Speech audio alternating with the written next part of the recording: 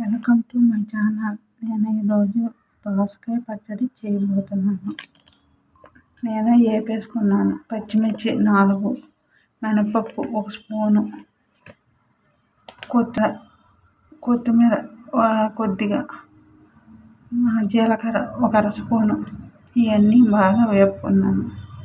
Mixie గిన్నెలోకి తీసుకోవాలి.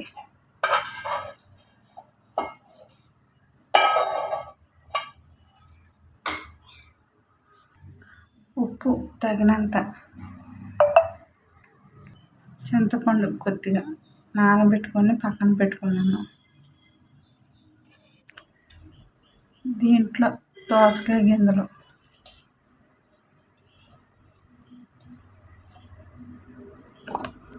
ఇవన్నీ కలిపి మొత్తం మిక్సీ చేసుకోవాలి.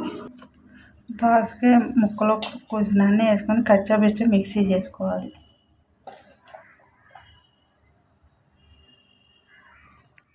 వీటిని ఒక గిన్నెలోకి తీసుకోవాలి.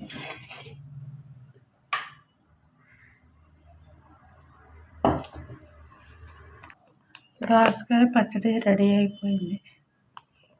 దీంట్లో కొంచెం తాలింపు పెట్టుకోవాలి.